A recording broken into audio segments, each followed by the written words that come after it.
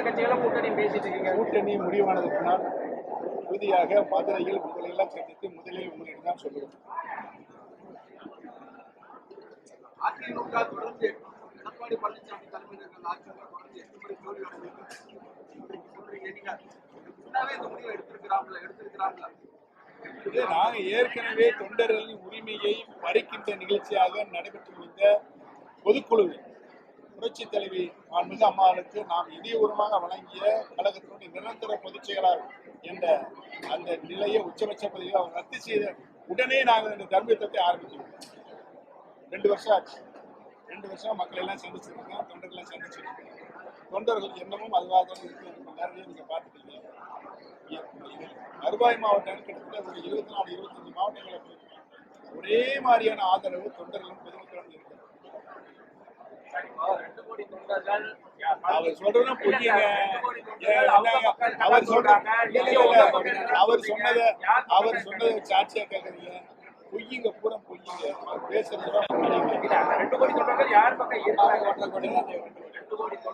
அம்மா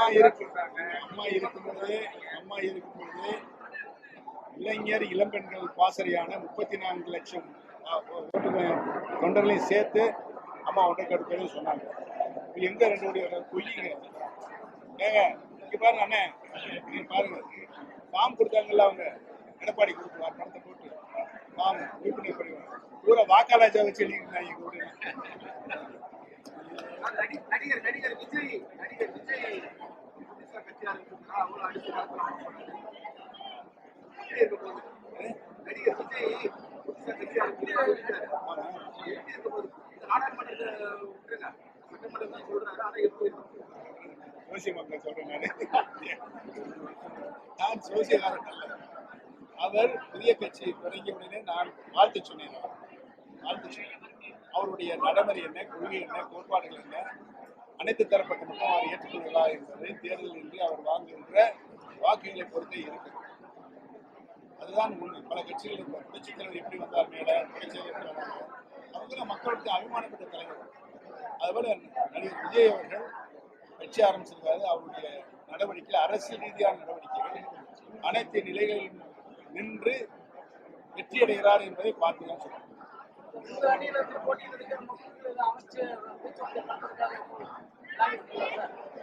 உறுதியாக அமைக்கப்படும், உறுதியாக பேச்சுவார்த்தை நடத்தப்படும்.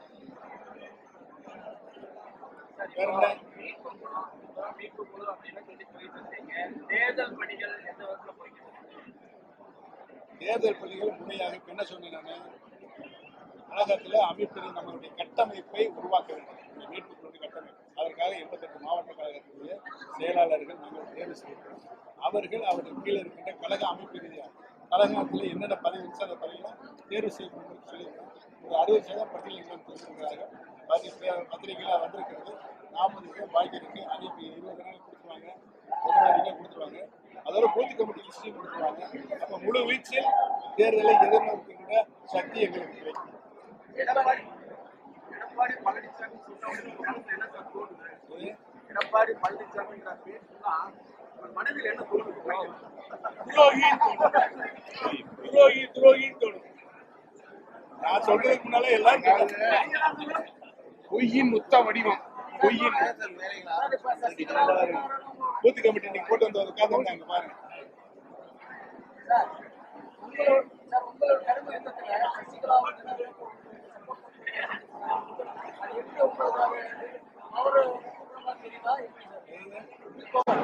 ஆமா, பிரிந்திருந்த சக்திகள் ஒன்று சேர்ந்தா பவர் கொடுத்தர செய்யும்.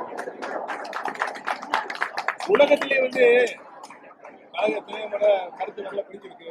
ஒன்று சேர்ந்து சொல்லுவாங்க, தொண்டர்கள் ஒன்று சேர்ந்துருக்காங்க. ஆனா ஒன்று சேரக்கூடாதுன்னு சொல்ற ஒரே ஆளு உலகத்திலேயே யாரு சொல்லுங்க? நீங்க கோளாறு தவிர்க்கிறீங்களா? உலகத்திலேயே பிரிந்த சக்திகள் ஒன்று சேரக்கூடாது ஒரே ஆளு திரு எடப்பாடி பழனிசாமி. இப்போ அவங்களுக்கு எதிராக நீங்க கட்சி ஆரம்பிச்சீங்க, இப்ப அவங்களையே நீங்க திரும்பவும் அவங்களோட